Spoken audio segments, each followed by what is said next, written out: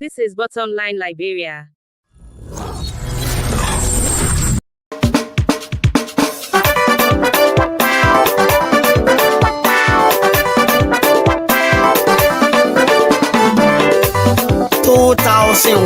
The 11th month, 26. Our next leader for the Republic of Liberia, he is nobody else but Alexander B. Cummings, will be taking a visit to Bapolu County. So we take this time to ask all of the Bapolu citizens in Bapolu, along with Senator Daniel Flomon the 10th, to rise up on their feet to welcome our President Alexander B. Cummings. Yeah! President Alexander Cummings. President Alexander Cummings. Dear Alexander Cummings. Dear Magrese, Alexander Cummings. Dear Magrese, Alexander Cummings. Alexander Cummings.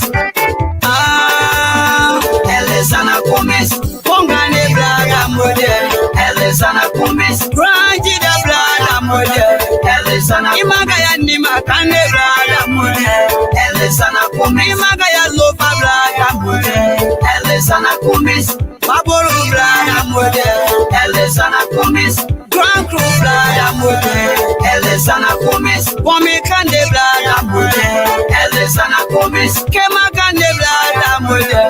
Alexander Cummings. Mirele blaga model. Alexander Cummings. Musa peletenye.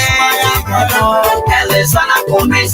Rewachi blaga model. Alexander Cummings. Grandbazo blaga model. Alexander Cummings. Ozorado blaga model. Alexander Cummings. Ongane blaga model. Alexander Cummings.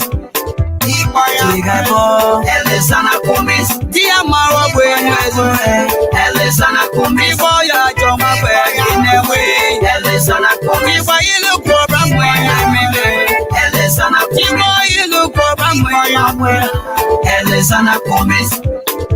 Alexander Cummings. Alexander Cummings. Alexander Cummings. If you promise Alexander Cummings. Alexander Cummings. President Alexander Cummings. President Alexander Cummings. Nebla da mwede President Alexander Cummings. President Alexander Cummings. Imagaya mole sabi Alexander Cummings. Wapo kema gabuba Alexander Cummings. Gabulono nebla ko Alexander Cummings. Walone mepo Alexander Cummings. Agagu yesi Alexander Cummings. President Alexander Cummings. Alexander Cummings. Alexander Cummings. Alexander Cummings. Alexander Cummings. Alexander Cummings. Alexander Cummings. Alexander Cummings. Alexander Cummings. Alexander Cummings. Alexander Cummings. Alexander Cummings. Alexander Cummings. Alexander Cummings. Alexander Cummings.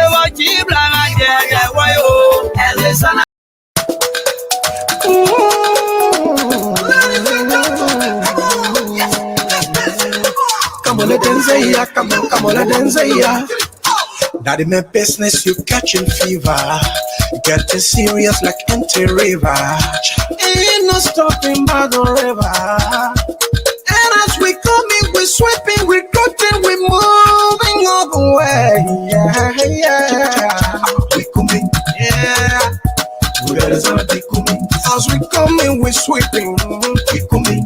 And And then when we meet up, stick on a big kumi. I watch it come and big kumi. We better than a big kumi. When the year is been checking you again, cause we come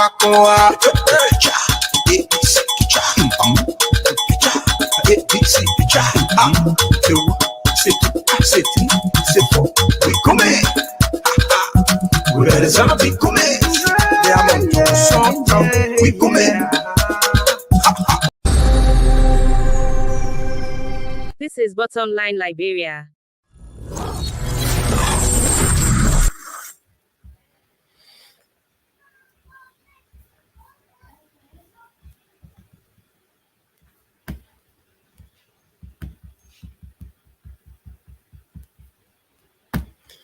And so we like to say welcome to another edition of the program, The Bottom Line Liberia.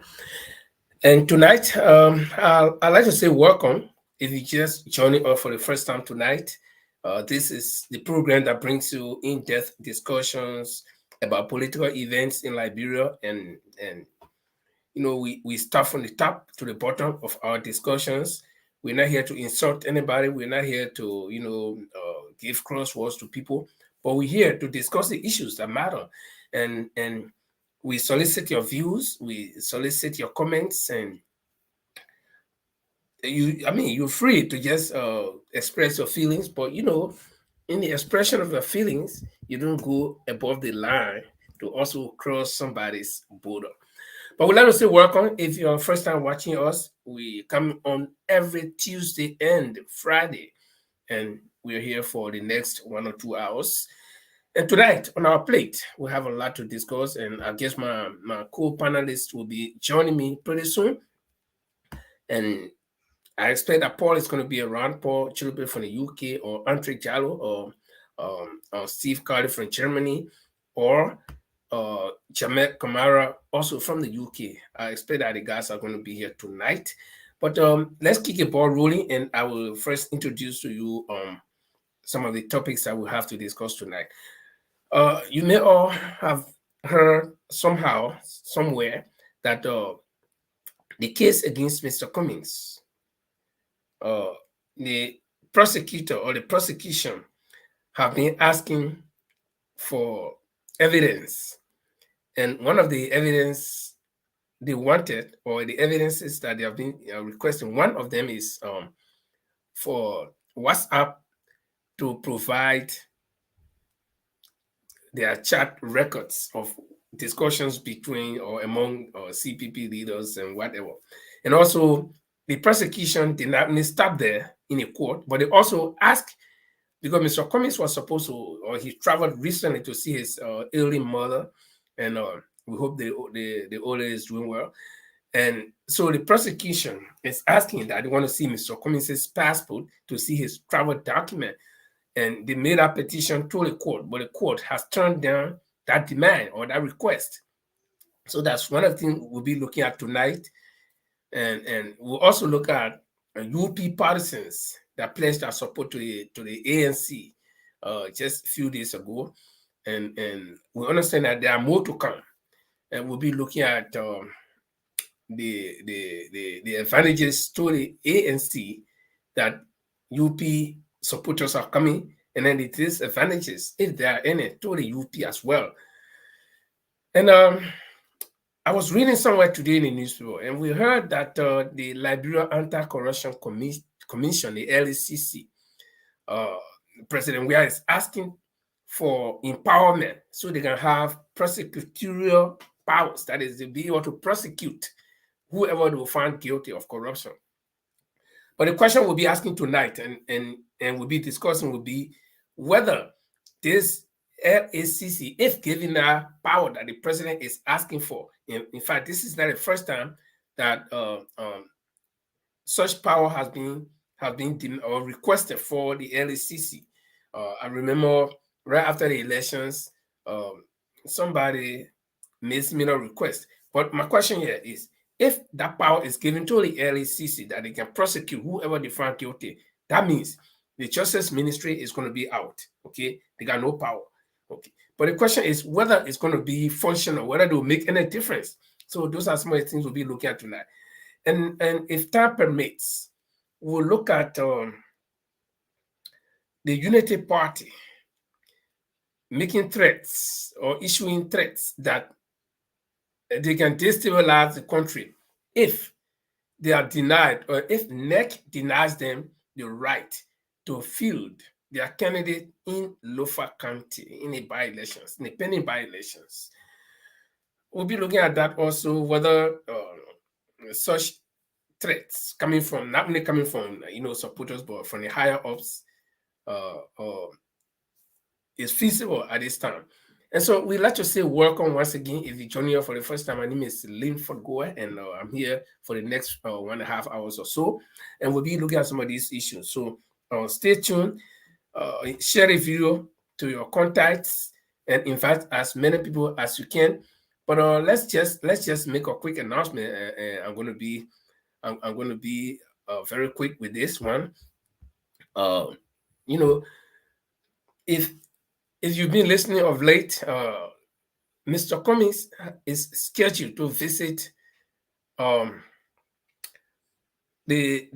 whole of Europe. I mean, when I mean the whole of Europe, he's not going to be touring one country from Europe to, from all the countries in Europe from one place to another. No, that's not what he's going to do. But we are going to conglomerate as Liberians in the European diaspora. We are going to conglomerate in Germany, specifically in the city of Hanover. And Mr. Cummings is going to be there with his entourage. And like I said, we're going to have Liberians from the diaspora vicinity of Europe. We will all be there. So that is Sweden, Norway, Denmark, Holland, Germany, you name it. Okay, we'll all be in Germany, in Hanover, to welcome Mr. Cummings. And the event will start on the 8th of July, which will be like meet and greet. You meet the people, you greet them. Mr. Cummings is going to do that. That will be the first time that Mr. Cummings may meet some of us, okay, for the first time, and we interact.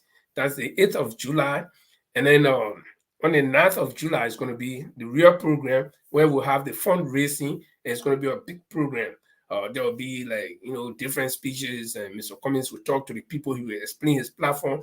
And for those of you who have not had the opportunity to even listen to Mr. Cummings, or who have not had the opportunity to talk to him, or who have not had the opportunity to read or see what he brings to the table as a presidential candidate, this will be your opportunity. You don't have to be ANC member. No. You really don't have to be ANC member to attend this program.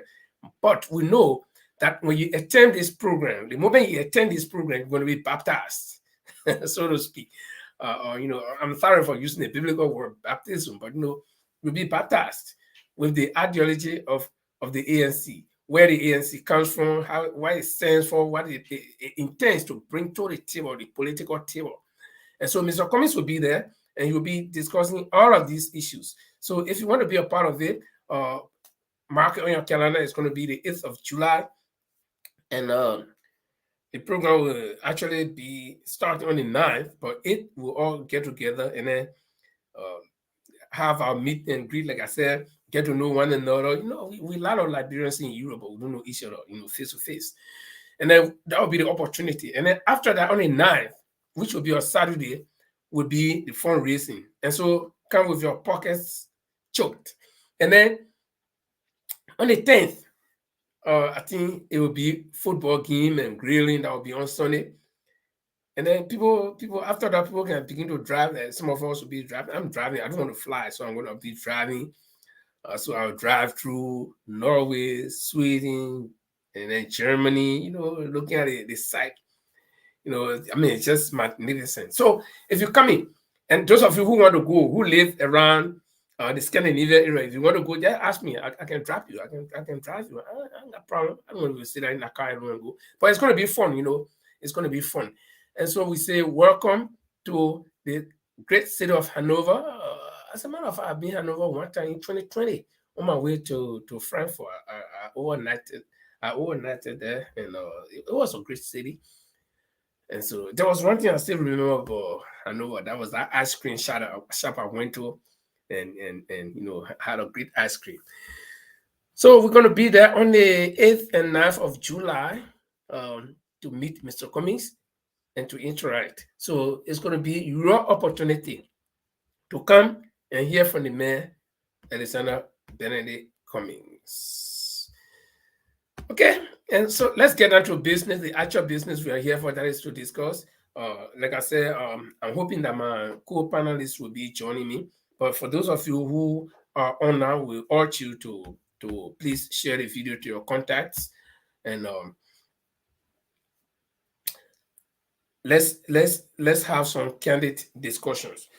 Okay. Like I said, tonight we'll be looking at certain issues, burning issues. Okay. As we all know, this case against Mr. Cummings in a court, it's been over it's going to 3 months. Okay. And when this case started, for those of you who are very keen on events, you get to know that the momentum in the case was very high. The government prosecutor presented a picture like they have all of the evidences that they needed. They have gathered everything, and that this case was just going to be, I mean, as we're talking, we thought Mr. Cummings would have been behind bars and or probably out there on a big bond and you know, but it's gone almost 3 months. Like I said, nothing substantial has come from this court or from the case. The prosecution is still looking for evidence. They've at one point asked Mr. Cummings himself to provide evidence against himself. Then at a certain point, they go on to also say that they will ask a social media app to provide evidence. I mean, this is insane.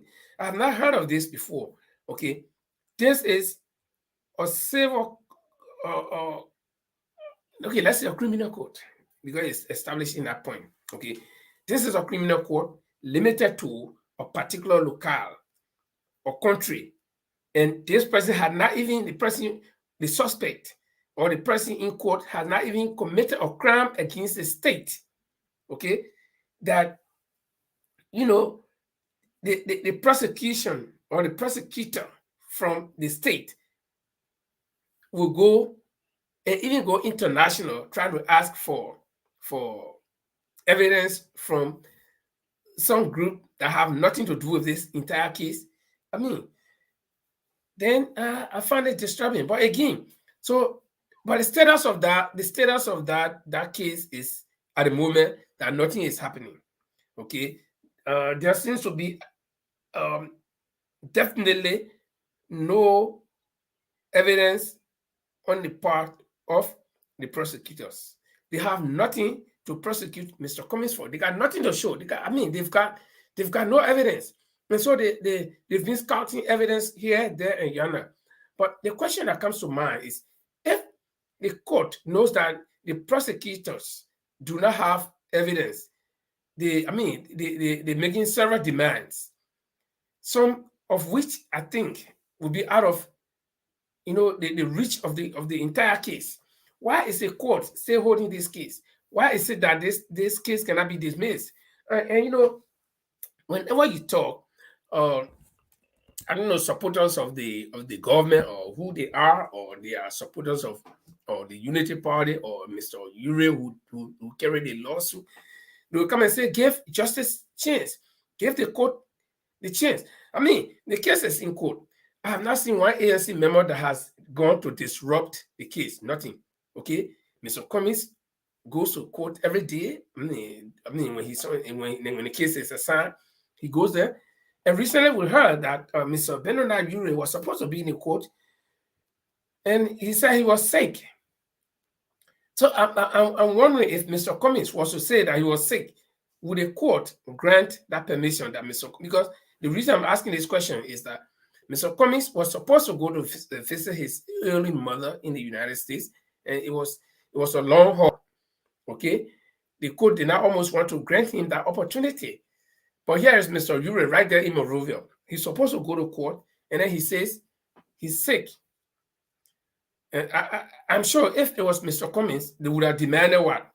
The doctor consultation, the doctor's consultation or results.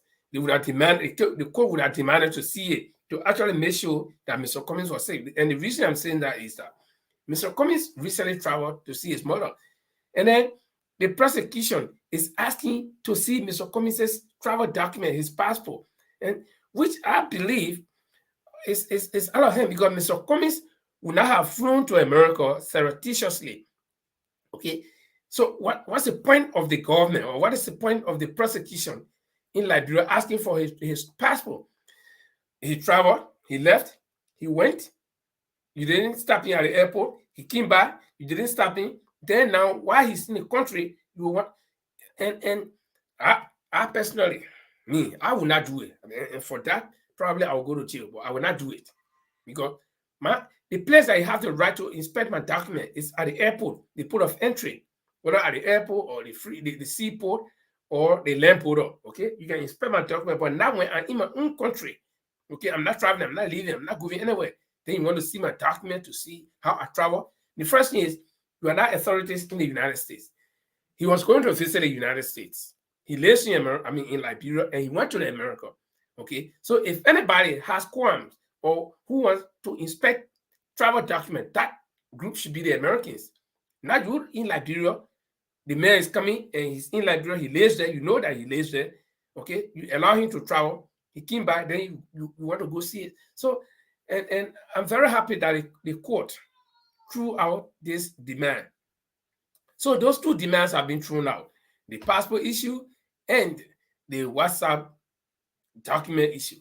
I mean, this is insane. And the next thing that I expect the court to do, that any rational man, any sound-minded man would expect the court to do at this point, or at least in the next few days, right after the Easter break, is to throw the stupid case out.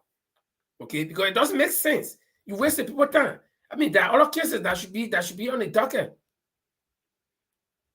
There are other cases that people should be looking at instead of taking one stupid case where the people who carry the case cannot provide any evidence. They don't have any. They flip-flopping. So you, Judge Joma Jala, I think to save your reputation, because there have been a lot of things people talk about you, your qualification. I mean, not as a legal practitioner, but your behavior. Okay, your behavioral qualification is being questioned all over the place. I think you can save your name. You can save yourself the embarrassment. Okay, I mean, Mr. Cummings is going nowhere. This is a Liberian. We're all Liberian, for God's sake. Okay, and remember that what you're doing to Mr. Cummings today, you are setting precedents, and time will come. Similar thing will happen. We hope you'll be in a position to do similar thing, because what you're doing is, I mean, in a sense, it's like you witch hunting.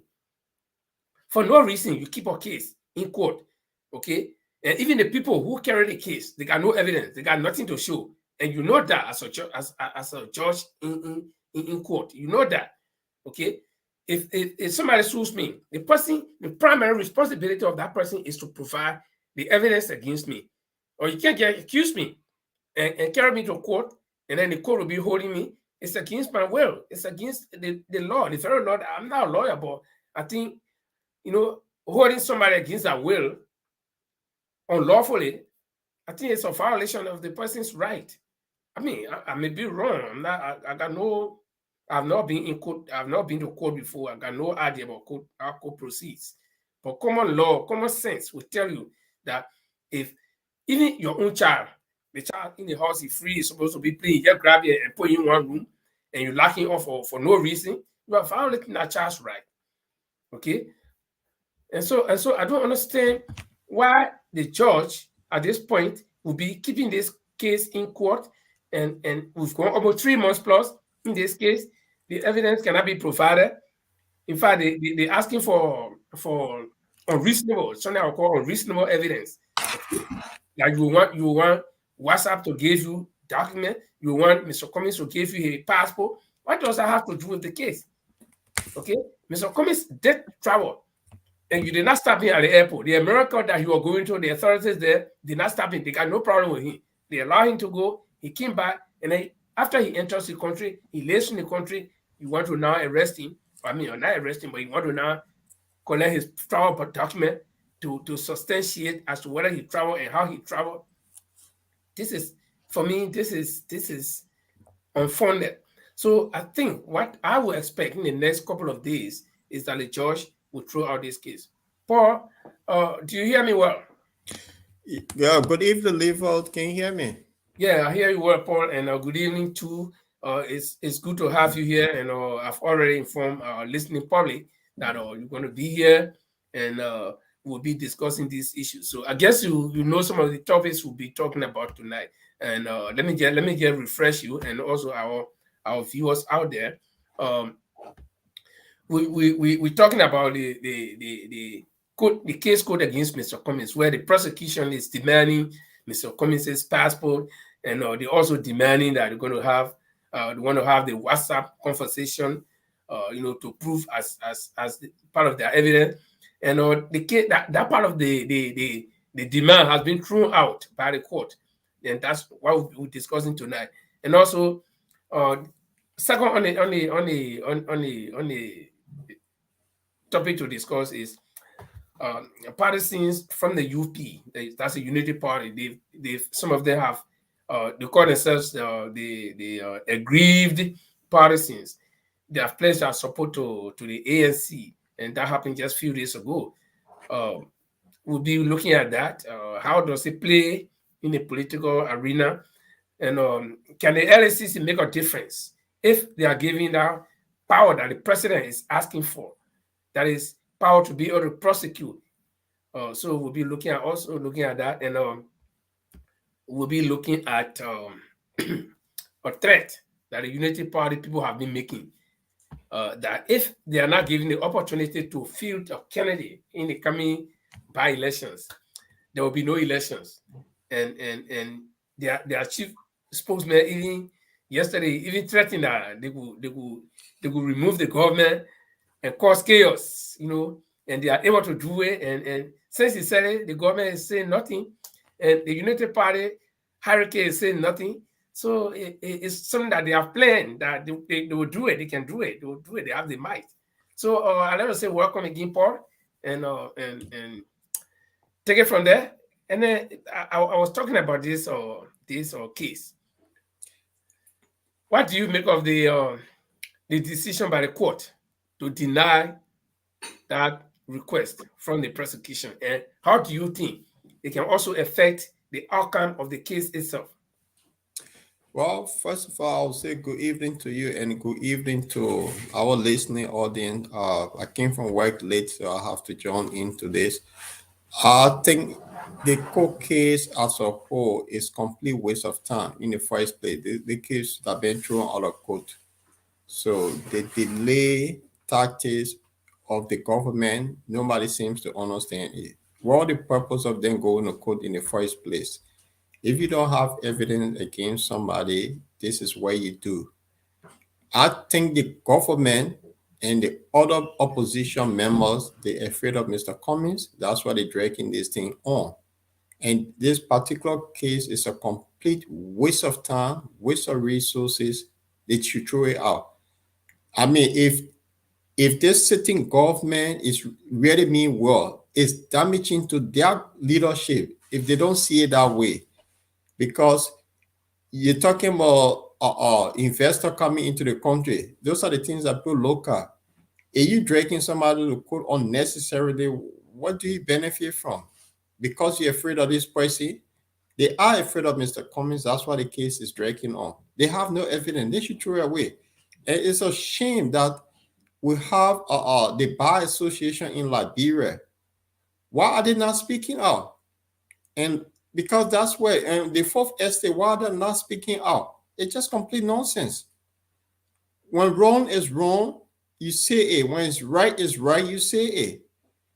I mean, the legal team have been dragged into mud in Liberia, and I wonder the other aspirant, Taron Gonglo, who is a legal-minded person and he part of the Bar Association. Why haven't said anything about this case?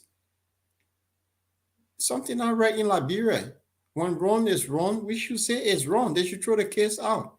And so shame on the judge, Jamal Jala, and also the criminal minded SG Serena Sefer. Shame on them. Okay, but I was looking at the fact that the judge or the court can deny this particular request by the prosecution. Don't you think that one morning we'll just wake up and get a news that the entire case has been thrown out? No, they won't do that because it's a CDC kangaroo court. And this judge take direct directory from the Solicitor General. And the Solicitor General is actually controlled by Nathaniel McGee. So the game plan is, oh, you will deny something today, then you accept something from the other. So it's just the delay tactics in the whole thing.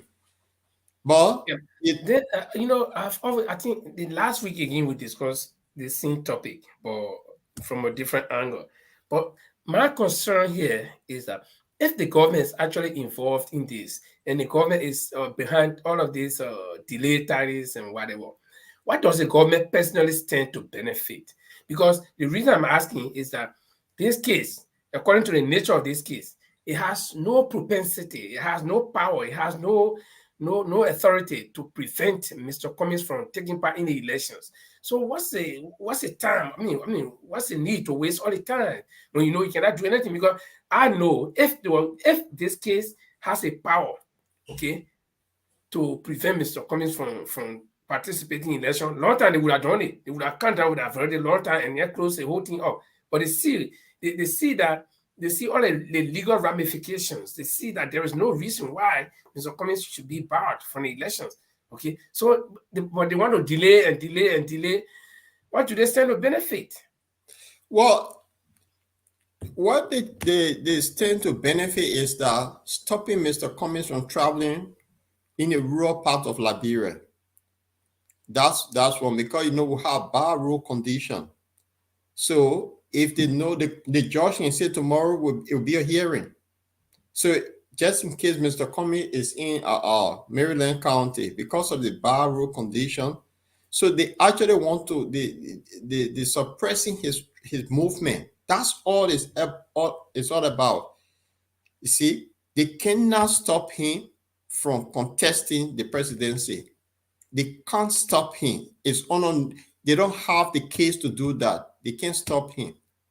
That's for one. So let drag him, let delay him. But the more you delay him, the more people start talking about it. There's nothing in the case. You say you have evidence from day one that you're going to prosecute this man. He did X, Y, Z, and in less than 2 weeks, you're going to jail him because you have all the evidence. Now it's not there. So it's just making this government to low bar every day. This government is behaving like the Samuel Doe government in the 1980s. There's no difference between the two governments if you look at it. It's just that this government did not come with gun, but the other people came with gun. The bad actors in this government, they were the same actors in the 1980s. They stay around. If you look at it, the Emmanuel Shaw, the Charles Brett, the Archibald Bonner, they were all around though in the 80s. They stay around. Now, you get another propagandist who going around, Samuel Jackson, who also what we do in the 80s, helping his government to propagate. So the bad actors are still around. This just playing the 1980 card. Simple period. Okay, but let's look at something else.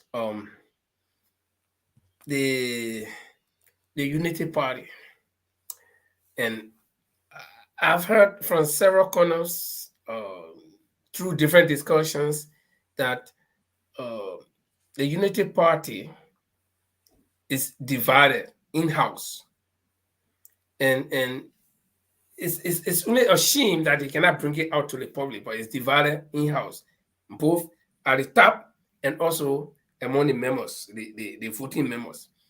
And recently, just I think 2 or 3 days ago, we heard that there was a group of Unity partisans who come under the nomenclature as aggrieved Unity partisans.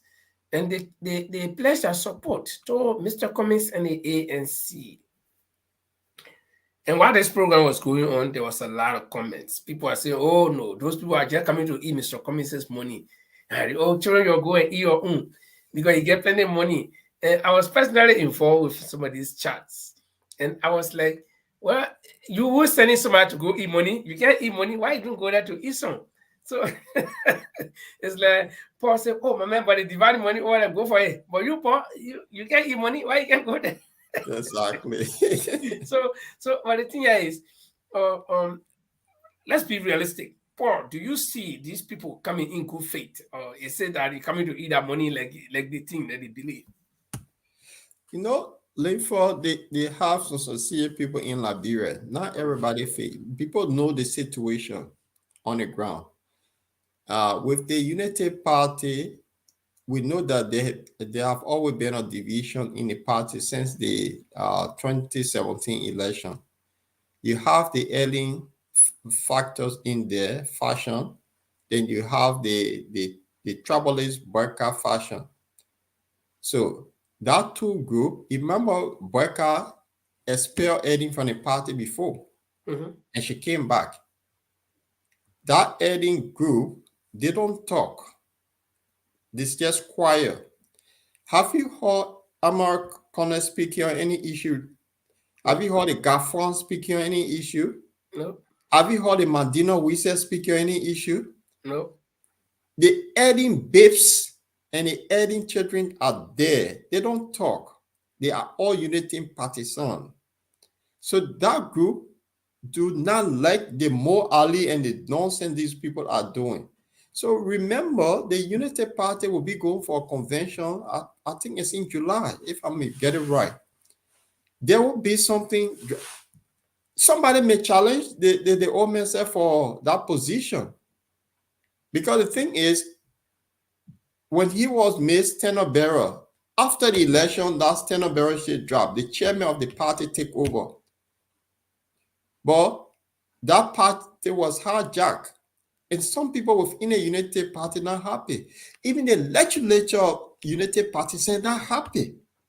The direction we to go. And so the group that came up, that group we talk about, that unhappy Unity Party saying that, say, look, we have to do something quickly there. Do it now than later. That's what happened. And more to happen. Remember this election that is coming. People keep saying, oh, it's 3%, but I think it's two key persons in the election. George Weah and Mr. Cummings. And George Weah know Cummings is strong enough. That's why let Draking. Unity Party and their clothing know that Mr. Cummings is strong. So let's keep it in court to slow his movement. So put the two together. That's all it's all about. They're afraid of Mr. Cummings. and this makes me to I just thought about something. I normally watch this wrestling show, and they have the other one where they put a group of wrestlers together and they have to beat their friend until throw them out, and it will boil down to two. So you have the instance where they got three of them left in the ring now, and the three that left in the ring, the strongest man there becomes a target. So the other two turn against that strong man and beat him, and throw him out of the ring. Finally, it remains between the same two people who are against one person. So I'm saying this to say that it's clear. I mean, you don't need any rocket scientist to come from somewhere to come explain to you that the instigator of the entire case against Mr. Cummings, or all of the hullabaloo that have been going on in the CPP, is the old man, Joe Walker. This is, I mean, I can put my head on the chopping board for that. I know. Why?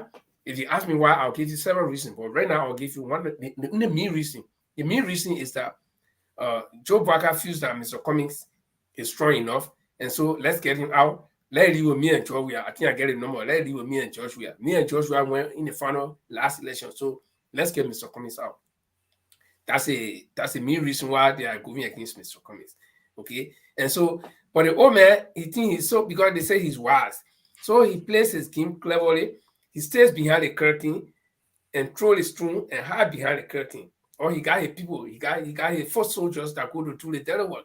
Now, today I saw somewhere where somebody posted a ticket of Nyomli Kanga and Joe Walker on the ticket. And this is supposed to be the test ticket. And then under there, I copied the same picture, then I posted it for myself and said, then where is Uncle Benola Yuri? Because this is the man who have been doing the dirty work for the UP. For the old man, he have been doing all the he's a giant. And then you come out with Nobly. And then all of a sudden, we heard that Benola Yuri is sick a few days. He can't go to court. No, it's not Benola Yuri. It's Thierry Mombo, the party chairperson. Yeah. That's the one that the Solicitor General said he's sick. Yeah. But then he was at NEC office listening to the hearing. Yeah, watching a phone. So, I mean, for Christ's sake. But the whole thing, I mean, the whole thing, the question I was trying to ask you, Paul, is if this ticket is real, then what happened to Ure? Because Ure is the sharpshooter. Look, Ure is not interested in vice presidency. The man, he's working for the common. He's working for the present government. So all Ure want to keep the way Liberia is, that he's the one that manipulates the system. He's in bed with the government. That's why he took the case to court. And when he took it to court, what happened? The government seized of it because they both in bed together. Ure get contracts. But he stand behind Omer Boyka and pretend that, Omer is going nowhere. But the God I'm carrying, this is the God I'm with. I mean, we got to be strategic in our thinking here. Mm-hmm. See the man, his daughter's not getting contract all over the place. He's getting a benefit. He's not interested in presidency. When I mean leave, so why is your wise man sitting there and make believing himself to be a very strong contender in this race? Well, I think the wise man will be delusional in a sense that because when they have all of these city posts in Liberia with all of these little radio stations that is connected to them, he always winning the poll. So, and once upon a time, I was vice president. It's a household name. So no need, people already know me. Let me sit down. Everything going to happen. And that's why he believe. You see, when he have people that, remember in the last election, he had over 19 senators backing him. So he still believes that, yes, I have that number. And he been told that he have the numbers. The one who don't have the number now, that we all know, Mr. Cummings is nobody, he have no number, why dragging the court? You guys know. So drag this man to court, that would give me the opportunity to be the me challenger. But now you're making a man you drag to court very stronger, in my opinion. Okay, but a few of the comments here, one of them that caught my eye is that, because at first, I asked you about these United Partisans that pledged their support to the ANC a few days ago.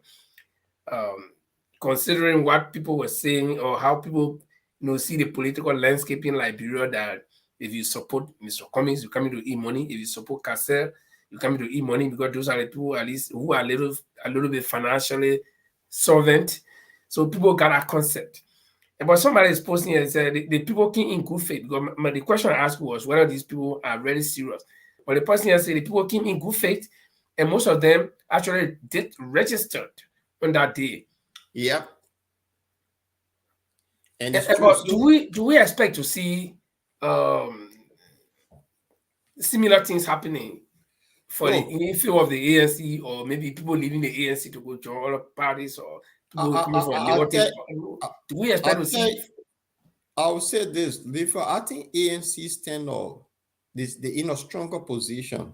Why? And why am I saying this? You saw what happened with those United Partisans are crossing over. Mm-hmm. Listen to them. I think listen to some of the what they said, the authority, what they said, that these are people that are feeding the situation, they crunch on the ground, they struggle. They know they want better Liberia. Those are the people. Now, If you remember that Dr. Kaseb is also in problem and his half follower, that Dr. Kaseb follower, which way are they going to go? With all the bad thing that the government is doing, there one place they can find refuge will be Mr. Cummings. So I think the ANC stand a stronger position in this. Now, why am I seeing the ANC stand a stronger position? When Mr. Cummings start to sell his message the way he intend to change Liberia, the bread and butter issue that confronting the people, when he start to tell them the problem, how he's going to fix it, I think people will gear towards him. Remember, he come with clean hands. And that clean hands, you cannot put dirt on it, which the government is trying to do. People now will realize that, wait a minute, Dr. Kasser, who was another clean hand, is now not around. So, you come stand a stronger position now. You talk about a poster about Yumley and the VP. These are two corrupt posters. People you put together, you put poster up. It's corruption, kicks. They're not clean hands. So it just shows you that people in the next 17 months, mark my word, you find people gearing towards the ANC. So it's just a start. So to answer your question, I think that's where Mr. Cummings stands stronger. And when they say the case is all of the court, you see a lot of people will be jumping. Even the sedition will be crossing over to Mr. Cummings soon. Although if he do the right thing, he found out that the target, he must get into that second round, and then we are in trouble. Go on, brother. Okay. Then let's say we say on a unity parties in crossing over. Let's just transition to the threat. And this one, it comes from the Independent Probe newspaper, which are queued today. It says the Unity Party vows stiff political opposition and sustained legal actions if blah blah blah blah. Then it says they reassure Lufrans of fielding candidates in a by-election, because and this one comes from Amin Muda. So that's why I said this paper is quoting Amin Muda. That's why I said this threat by unity partisans is not from just the grassroots level. It's way from there. It's coordinated, work coordinator at the top, and the message passed on to their foot soldiers that we can destabilize. You know, it's like, it reminds me of the the story in Power where the two women had dispute over this child, and the king asked them, since the two of you have claim to this child, what we'll do, the only fair thing we can do is to cut the child to half. One person carry half, one person carry half. And the other one said, yes, that one I want. And the truthful mother of this child said no. She can rather have the child, but I cannot allow the child to be cut into half. Now, the reason I'm giving this parable, or this biblical parable, is that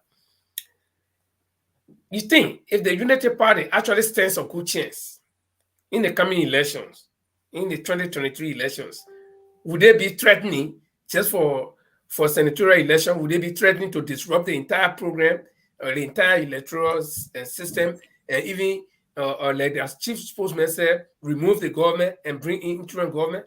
You think they will do that? I would say that just go full talk. Oh, no, Paul, let me tell you one thing. You ask me. Yeah, we'll continue, but let me just remind you, this is Liberia. This is Liberia. We fought 14 years. And the same people that we're mingling with, the same people eating with, sitting with, talking with, laying down with, sleeping with, playing with, they're the same people who are fighting the war. They didn't come, the warriors did not come from space. They are still among us. Some of them supporting these people. So if they say we will, they didn't say we could or we may, they say we will. We will. Yeah, continue. So I just want to remind you of that. Remember too, we put in the ANC 2-fold war. Yeah, but so ANC is not going to go to war. No, ANC but I is just want affecting. to put this. Remember, two people in the other parties too for war. The CDC party that is a really good. They get a lot of serenity for them. They're all rebels. So you see, when people making big mouth, I say it's just a loose big mouth talk. The fact is, they came into agreement with another party, and you put yourself in a situation, you sign paper, you came together, you had a group, you sign paper. Because you're afraid of competition, you run out, and then you're making threat. I'll bring back this analogy I gave the last time. Me and you, John Susu. The government know nothing about me and you, Susu. And we decide each month $500 each, right? Or 500 pounds or 500 euros. This month I finish eating. We sign agreement, we notarize that the agreement. Then we take that agreement to the local authority, say, look, this is our document we signed, the agreement between me and this man. I finish eating your money. Time to pay back your own money I refuse to pay. You think the law will hold me for eating your money not paying you? It's agreement. It's agreement. So the four parties came together, they had agreement. They celebrated the signing of that agreement. They felt candidates in the 2020 senatorial election. They won seat. Because the wise man thought coming into the collaboration was a coronation for him. That's why the corrupt Benana Ure and the corrupt Yumley decided to support him. So when you see Mr. Cummings said, no, we came together, we had agreement. Let's follow the process to the end. The hard process that they had to follow through. But this guy knew that it was not going his way. That's why they ran out. You run away from an agreement, and then you want to threaten the government and threaten the country on what? Just how you for a threat to the other people can come out and threaten you too.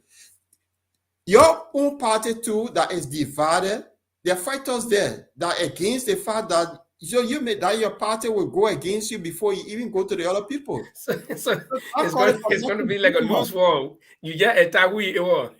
Exactly.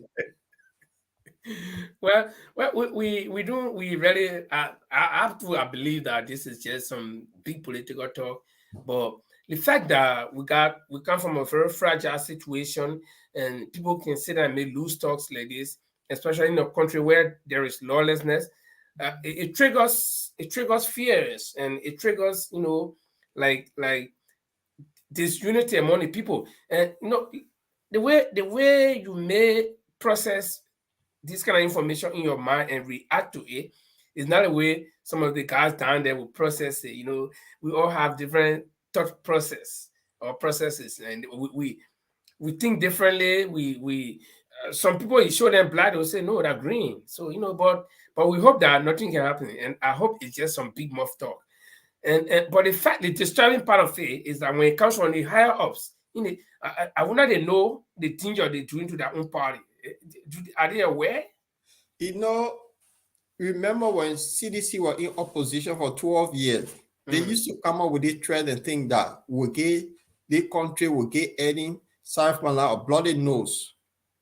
That was their common sin. But I think they were speaking politically, bloody nose politically. But there's the same political talk. No, but these people are saying that the spokesman for them say they can change the government and then we'll bring in interim government. This is not political talk. This is threat. But the thing is, if listen now, you remember Minipaka Demoy wrote something on Facebook one time, say, I don't need rest, but I need AK-47. Yeah. What the government did? The government went after him. So why the government can't go after these people? Yeah, and Abni Muda is right there. Him already talking it. And in Abni Muda, Joe Boga said a few days ago. So just the people going nowhere. The government know they're going nowhere. They're in bed with the government. That's the bottom line of the whole thing.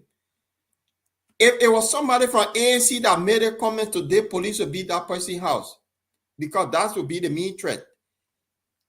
So it just loose talk. The government know they in bed with the government. That's what the case in court. So when I keep hearing this word that the Unity Party and all the other parties, they are in bed with the government. So what are we driving at here? Are we driving at one party system that all the parties will just go into the CDC? All right. Now let me put this in another context. Right. If you're running for a higher office in a competition, when people are running for that competition, right?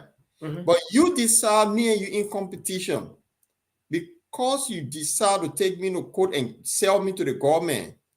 That means you and the government, you're working together for some reason, and you have or somehow maybe you have getting something back here, but you only showing face to the public that okay, I'm pretending to do this, but you only pretending you're not doing it.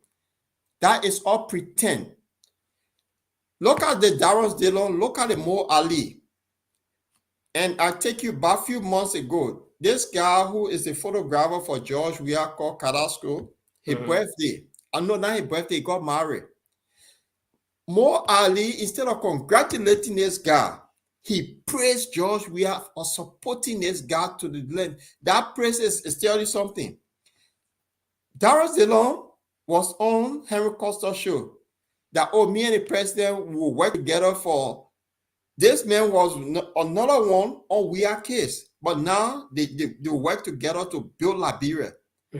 So look at it, Benin Ayure, his doctors and he getting contract, and all of these guys together, and who they all going behind? Mr. Cummings. So I say they all working in hand and pretending and fooling the Liberian people that may have no interest in running. And he may not even at the end of the day, it's going to be a second term for the CDC. No, it won't be second term. I tell you that people are going to cross over. No. What CDC? Okay. Let me paraphrase the question. At the end of the day, it's going to be like all parties into the CDC against ANC. Is that what we're sensing? No. So how is it going to work out now? Because if the Unity Party... Wait. Joseph Burka, one vote is his one vote. His one vote does not influence it. He alone get probably in his party cannot influence half of his party to start with. So he supporting the government cannot take Madino we say with him. Yeah, but cannot take Thomas. It's not like got political followers. They have people who have political mind. They get political followers. They don't have their own mind. They just flow. I agree. They get political followers, but equally so the other people in that party have followers. This is where people make their own. So there's no way we can downplay this because Dillon has a lot of followers, okay, because of the election he won, and then normally got followers. So if they all put their weight behind Ome Bwaka, Ome Bwaka got one vote. Like Dillon got one vote, but their multiple followers will go where they go. Okay. Linford, even you get followers. Yeah. So that means your followers, they have their own mind, not those that because Linford going that way, why should I go that way? And he know it's wrong. Yeah, but I can influence them though. Wait.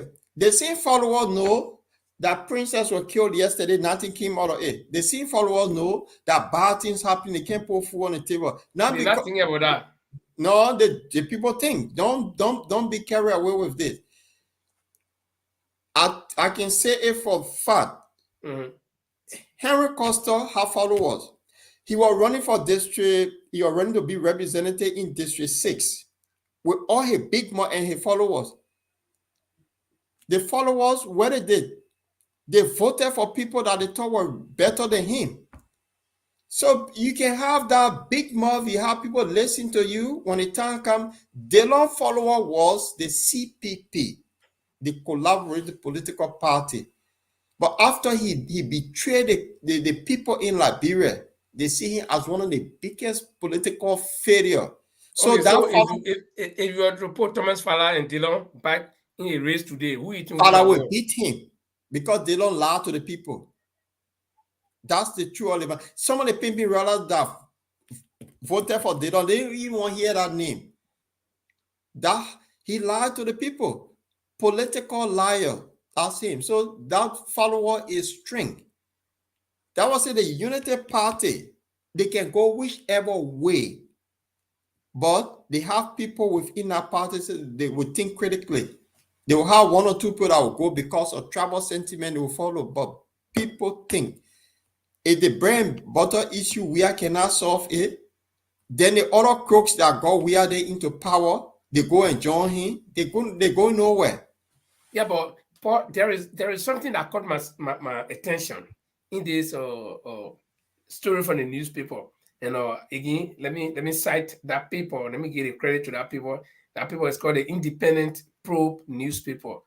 Okay, and one of the things it says here is that the United Party says it sees a clear and scandalous attempt by the NEC to target and eliminate the United Party and its stand-up bearer, Ambassador Joseph Mbwaka, from the 2023 general and presidential elections by manufacturing a case against the party following a letter on March 24, 2022 by Mr. Musa Hassan Derete, C.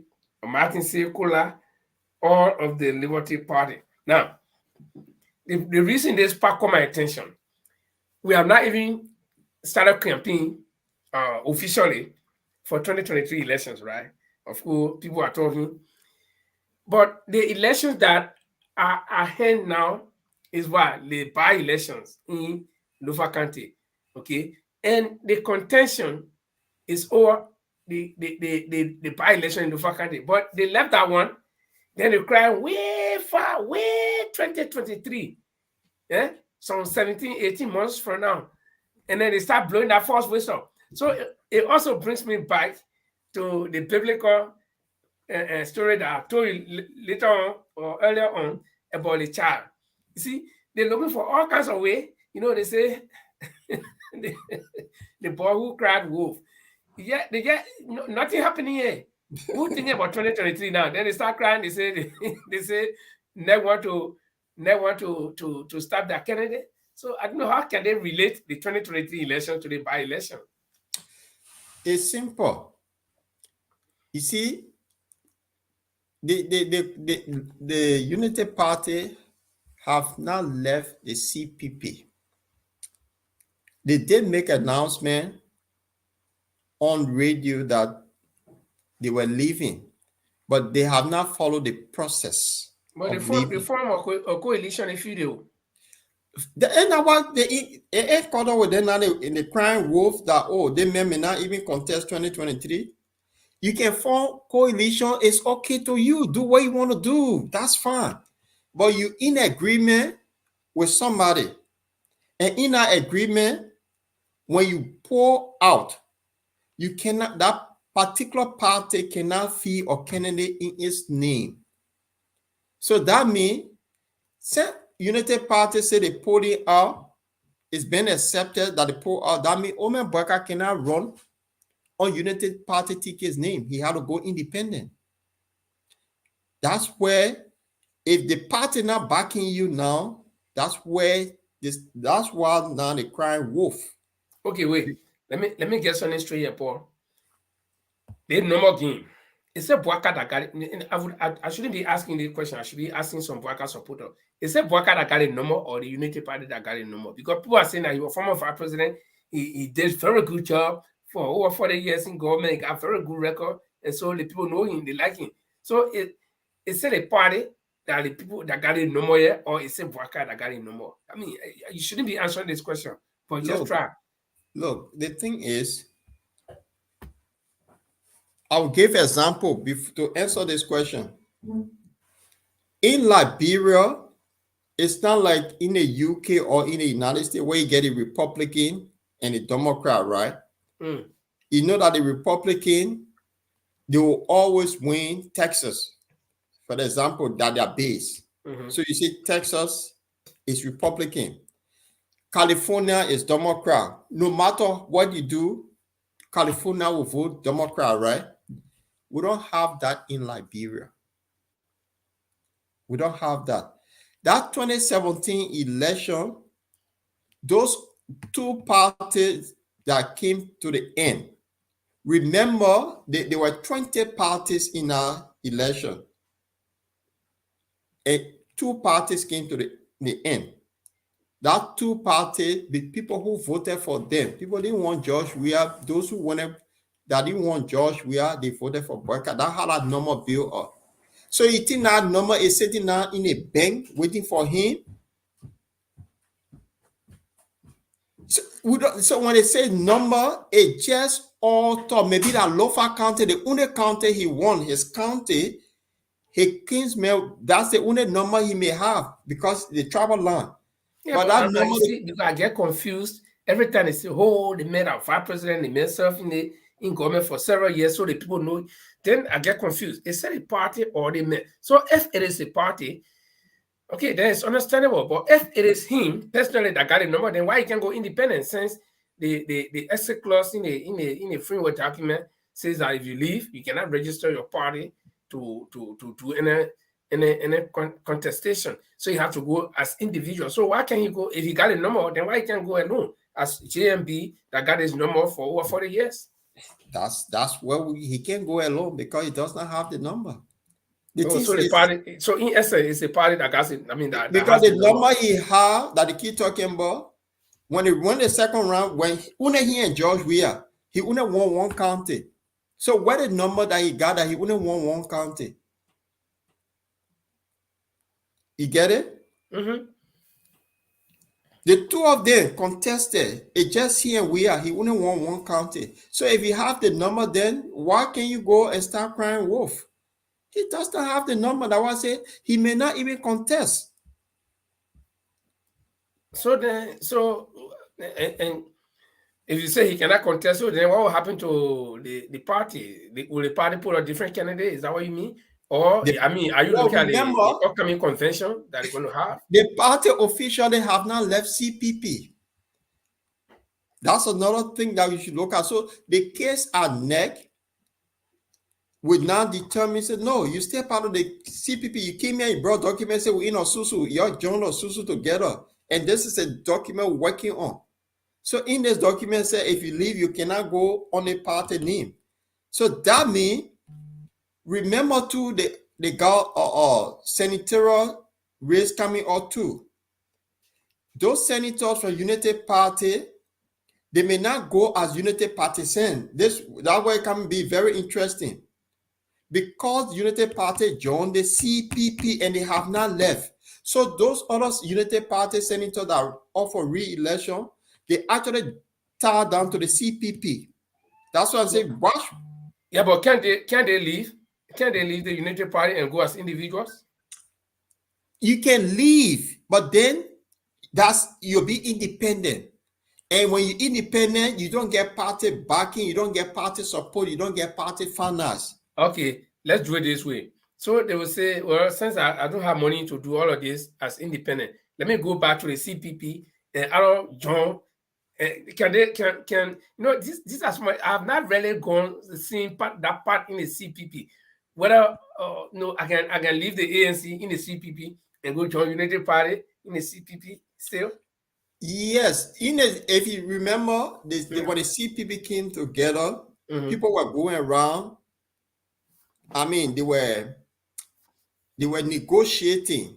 They were lobbying for people that will go to the process, the primary. So they were going places, getting people to be on their side. Why you think people were setting their ideas, right? So that agreement was there. You can cross carpet to anybody that you think will benefit the party.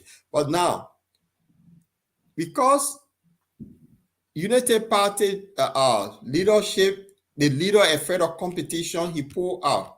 But putting out, he forgot something. That United Party have a lot of representatives and senators. Now, you brought a party into a collaboration. So you tie everybody into that collaboration, right? And the collaboration say it's fine. If you join, but if you want to leave, your party will not feed somebody in their name. So all those senator representatives that are for re-election, they will have to go independent because they tie to the CPP.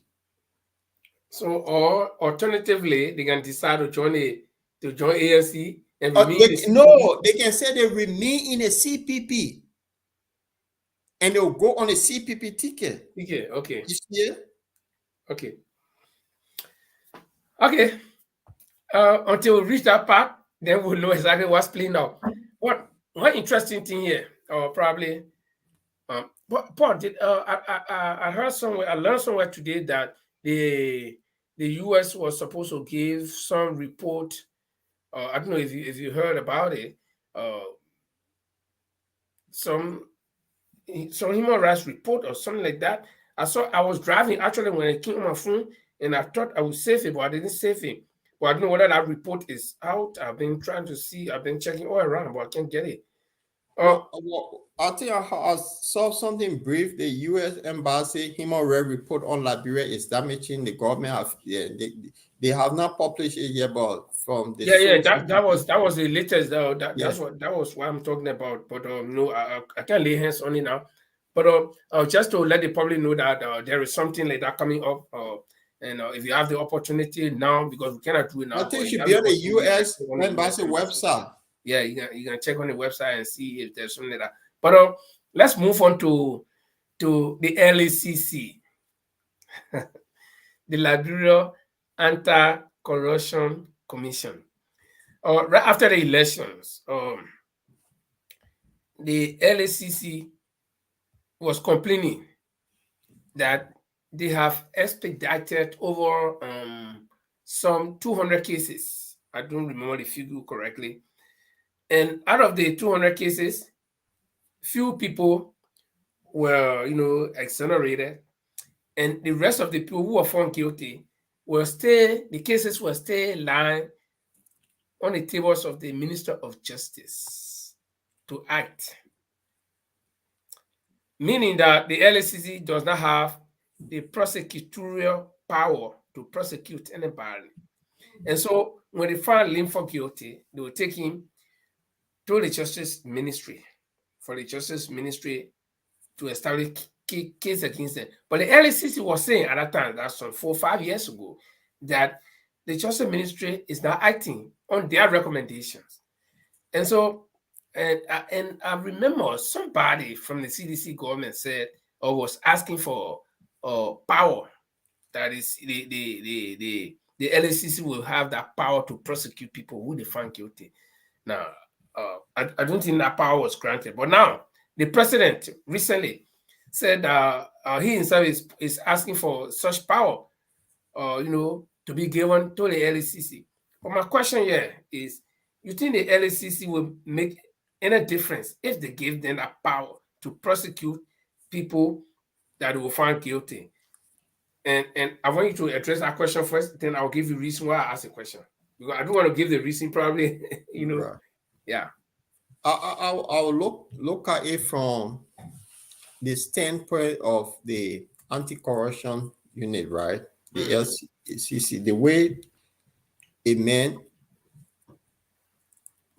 is almost like what Mr. Cummings intends to do. Say when he become president, he will settle the ministry. The corruption czar. Corruption czar. That means the corruption czar will identify and then they could prosecute. Serena C4, this is where a role comes in. LACC found the troublemakers, the corruption people, and then he act on it. But it seems that when people misplace their function, things don't coordinate. So if he gave them that power to prosecute anyone, now everything are going to have to go have 3 branches of government. So you cannot create another group within there. So any prosecution arm will be the Ministry of Justice that will take it to the court. So you cannot have the Justice Ministry, then you have another group. That group there to pass the people on to the Solicitor General. So, but that ministry, that agency also have not been an independent agency. It had been interfere with the government. So people that were appointed onto that position, they have a tenure of 6 years. But it's not the case. If you gave them that independent right to carry on their function, then the LACC, how they call them, will really do their work accordingly. But the place has been compromised. Okay, but the reason why I asked that question is the government appoints the head, in fact, the entire commission. So, and that's the executive that does that. So, if somebody from within the executive is caught, you think the LACC will look at their bosses, people who appoint them, and actually prosecute them? Yes, they can do it. That's why they need an independent, because it's almost like the Supreme Court. Yeah, but right now they're not independent. They sort of be independent. So it's the government. You see what happened with the Supreme Court? And the president appoint the Chief Justice. That Chief Justice that is appointed, he have his own power. Although the president appoint him, the president cannot remove him. It's the same thing with the LACC. That is, they gave you that position. It's a tenure position, and they become independent. You cannot move them. Yeah, but we've seen the fear. My fear here is that within the very Supreme Court example you gave me, we've seen that there are cases where the Supreme Court itself, the entire bench, succumbs to decisions or by how you call it, the executive, the federal executive are appointed, even though they're supposed to be independent. Let's look at the case of Cardinal Janet, which was politically motivated, and the Supreme Court bench went stay ahead to So, how could the independence, the quote unquote independence of the LACC play out well? When the people who appoint them are the same people who will be caught in their net anyway. Well, this is why if you have unserious government, that's why you get any serious government, you recognize the institution that is independent, you give them the tools to do their work, and then you'll be talking about less corruption. That's what they're there for. But the fact is that you can appoint people that one got DQ, who last year he was Liberian, once upon a time he was not Liberian, and you took it from there, you put him here and there. There's nothing came out of it today. That man sort of be in jail, nothing happening. So this is where you go when you get people that lead the country that don't know what to do. That's where you get.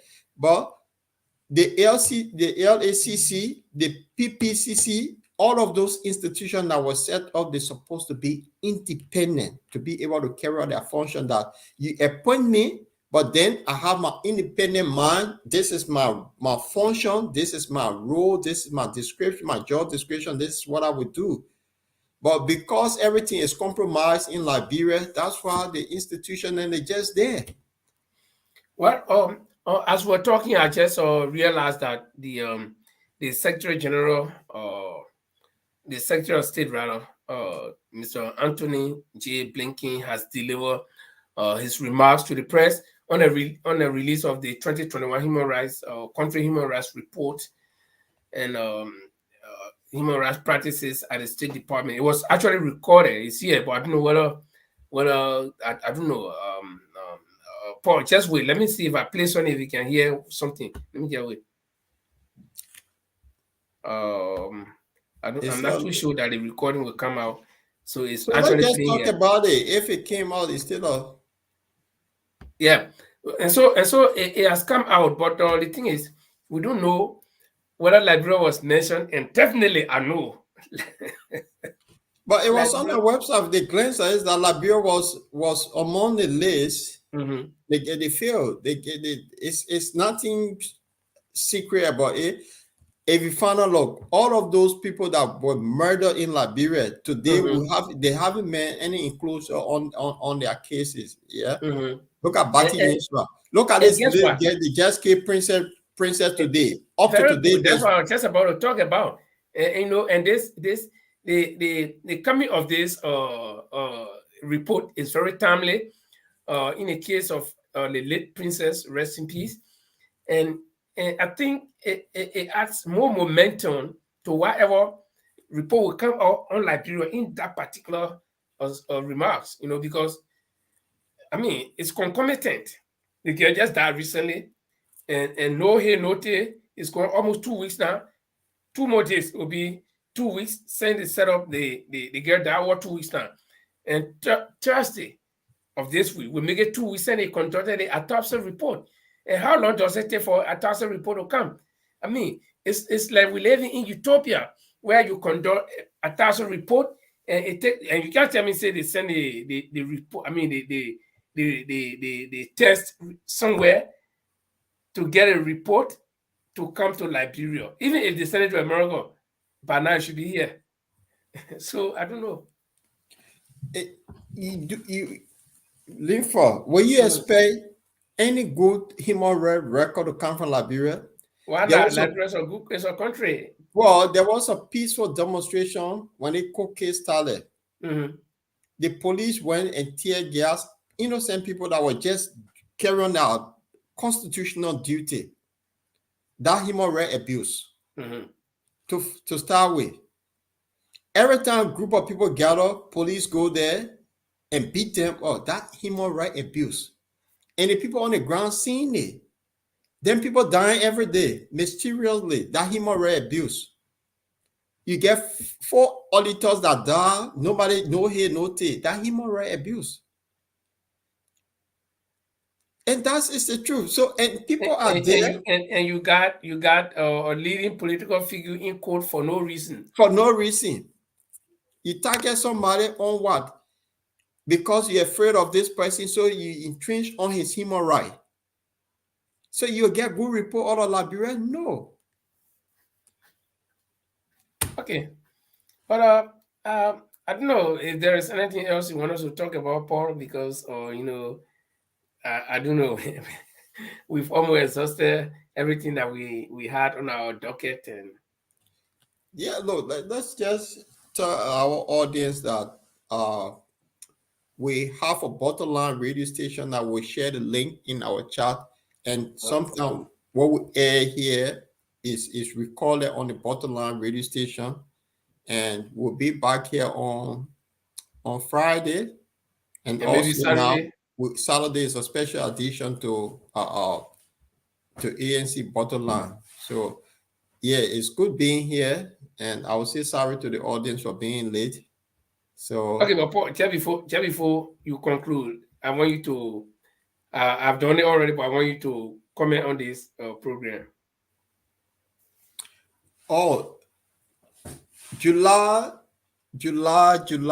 all roads lead to hand over Germany, where there will be an ANC big fundraiser there, and Mr. Cummings is due in Germany on those 2 days, and we'll be bringing the program team on this program maybe sometime next week to explain the whole program, how it's going to be there.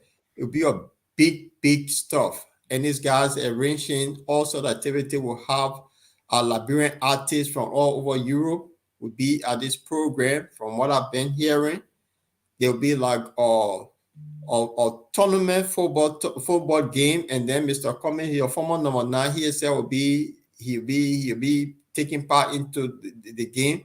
So yeah, meet and greet, and people from mainland Europe, people from the UK will be heading to Germany. It's a big thing. It's all talk about now. The publicity is out there, so all road leads to Germany. It's ANC fundraiser. We're into election year now. We need money. We need a campaign, and all of this money will help some of those people, like what you saw on Sunday, United Party people crossing over. There are a lot more to come. They're going to cross over. So the funds that we need is all of this to get of people for 2023 for a better Liberia.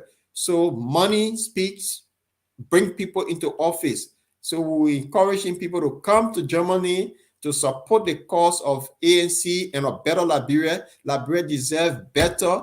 This is the time. So all road lead to Germany in July during the summer. So to our friends and brothers in the US and other part of the world, they can come and they can have their vacation and we'll have a fantastic time in Europe.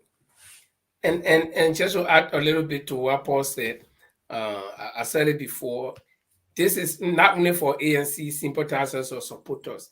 For those of you who have not heard anything from Mr. Cummings or about Mr. Cummings, and for those of you who doubt the capability, the ability of this man, come and interact with him. I mean, not online, with me physically, where you can shake Mr. Cummings' hand and say, oh, that you Alexander Cummings, tell me what you think you can do for my country. And this is an opportunity. If you miss this opportunity, you will live in doubt forever and ever, because you will always be living on hearsay. So this is your opportunity. I mean, make use of this one particular opportunity. Charter once said, opportunity is an old man with one string of hair. Every morning, wake up, he can grease that hair. That one string, grease it well, it becomes slippery. Then you visit Paul. Paul yesterday told opportunity. Oh, man, yeah, how you doing, man? Grab that paper hair and wrap it around your hand so you can stay in your hand. But if you let it slip, you only say, oh, the last time I had the opportunity. So this is your opportunity. Come and see Mr. Cummings face to face. Come and ask him all the questions you can ask. Come and see for yourself. Don't be told. You see, because most of the time in Liberia, my brother, Paul, the thing that most of us live on is what? Hearsay. They say, they say it's so powerful. They say, oh, when they say, trust me, save this video, Paul. You are not talking tonight. Some people might not come. They will be asking, you went to Germany? They say the mayor was there. They say the mayor says so. And then the person will say, yeah. Then from there, that same person who will ask him will go and go tell Paul, or Mary, they say, come say so. They say the man like that. Then Mary too will take care of it. They say, and they'll magnify it. Yeah. That's so I think it will be better for you to come and see for yourself. And the dates are right there. The 8th of July will be meet and greet Paul, like we said.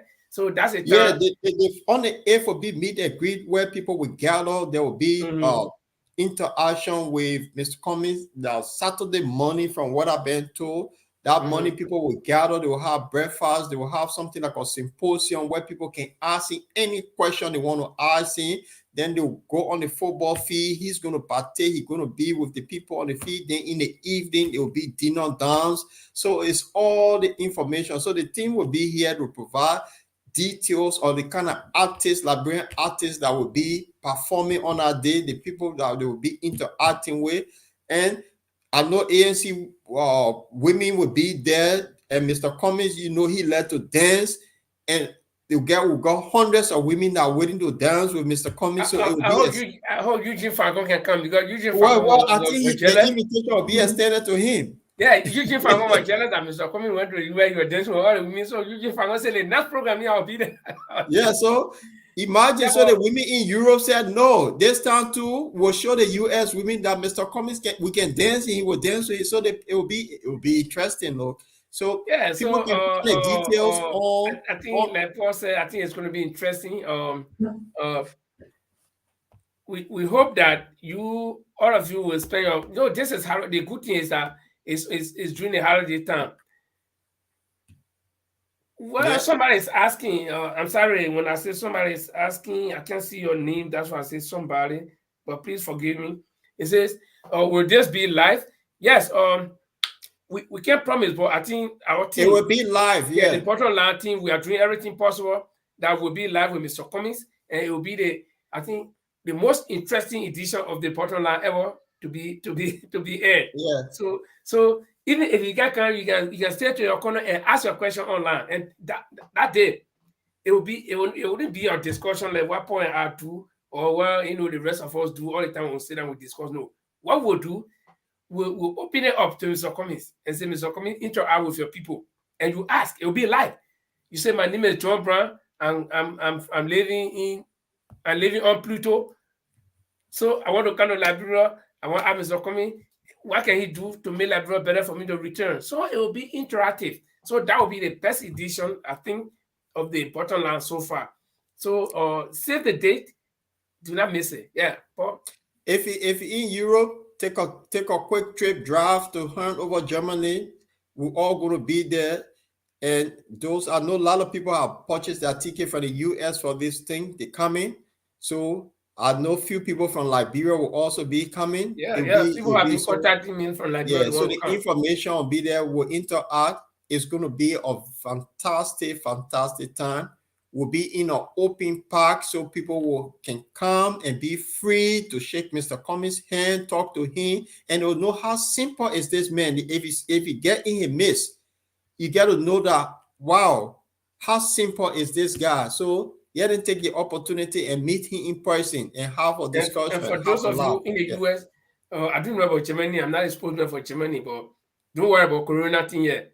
Europe have relaxed their Corona thing all over. So, but tell the audience, my brother was in Israel a few days and he said they found queue for Corona. When they asked about what's the queue, he said about Putin. Since the war started in Ukraine, millions of people have crossed over. There haven't been one case. So, yeah, but I mean, it's going to be fun, and I've decided, Paul. I don't know what are you driving? I've decided I'm not going to fly or drive, so that I was, I made a distance once in 2020. That was it. I will be driving. 2018, yeah, 2018. That was 2018 July. I made a trip. So it's only like 1 day, 1.5 days. The reason is 1.5 days is I got to take a boat and then cross over to Denmark. But I can still drive through Sweden and get over to Denmark. But I will not put that string on myself because the program will be very interesting. So what I will do, I will save the time to take the boat, get to Denmark. It takes me 4 hours from Denmark to Hanover. And Paul, there is something about Hanover that amazes. The ice cream. I went to the ice cream shop, and I tell you, man, I normally don't like ice cream too much. So my wife said, "Let's just buy some." I said, she said, "Let's try." So we bought the first one. And the line was long, When someone stood on the line, after we bought the ice cream, man, they were low behind me. I tasted it was sweet. But I can't stay there to buy it. So I had to get off the line. Then I looked behind me, the line was long. I said, wait, let me go stand. So it's going to be fun, ladies and gentlemen. It's going to be fun for anybody living around the Scandinavia, like Denmark or Sweden or Norway that wants to go. You don't need to fly. You just contact me because I'll be driving alone. My family will stay behind, so we can have fun.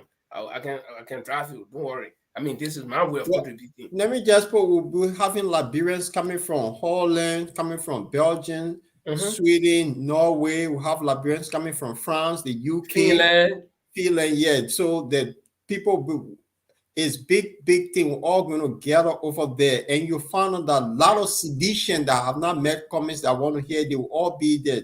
So we're going to have. And Paul, let me just add this part.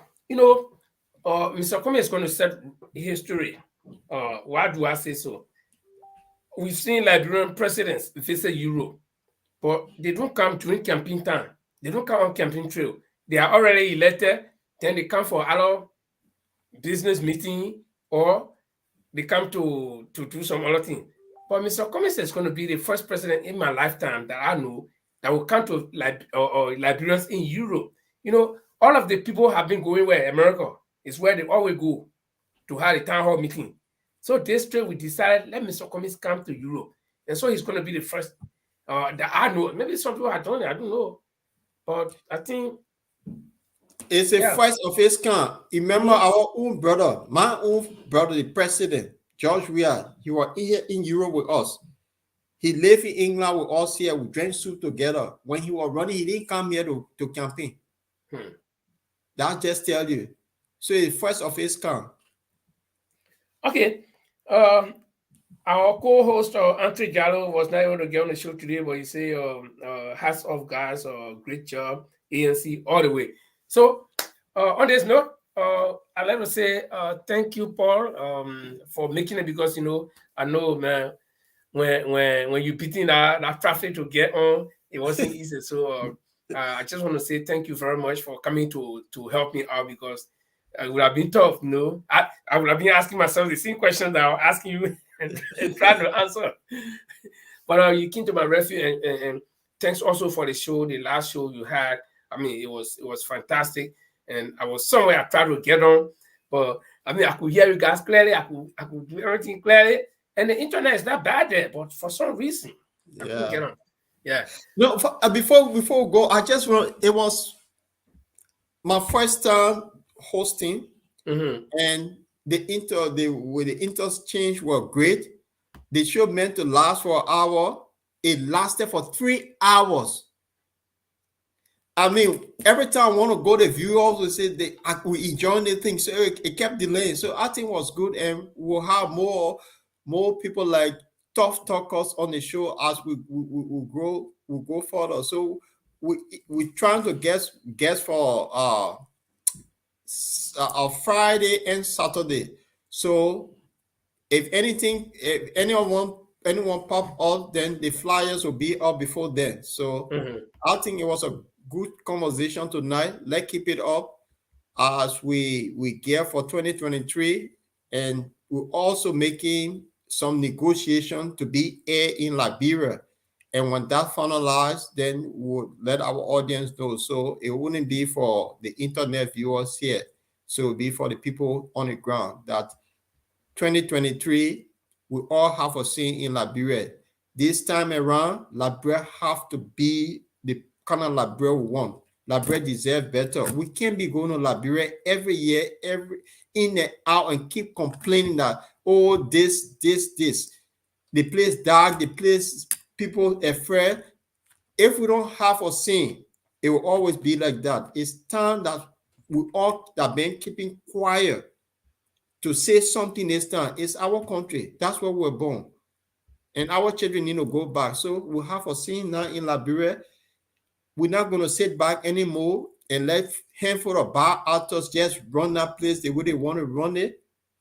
So the bar actors, we already know them now by the basket. They all together, the Weir, the Joseph Boyka, the Benina Yuri, the Yomni, the Long, we all know they all in that bar basket. So this is time for a better Liberia. Liberia deserve a better person this time to turn things around over there. We're in the 21st century. We go home. We're afraid to go home because of the security situation. When will we get out of this? But when people in Liberia going to Ghana, they traveling to the West. You remember the Ghanaians used to come to us, fight to get Liberian passport. It's the other way around. And we taught them a lot of things. Today, we like, what kind of Liberia we in? So and just before we go, you when you talk about the Ghana thing, just to relate to what you say, can you imagine that Liberians went in Ghana as refugees and they refused to even return home to their own country because of the situation? Ghana of all places.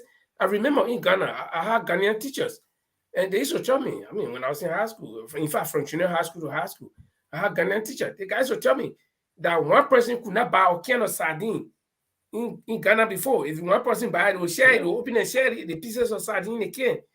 That Ghana will be what it is today, and we are even retrogressing. So Liberia needs a better leadership, and Liberia needs, or we deserve better. Thank you, Paul. And this is how we like to take leave of you.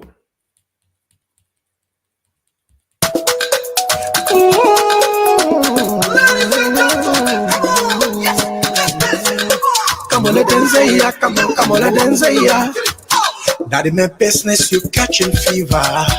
Getting serious like empty river. Ain't no stopping by the river.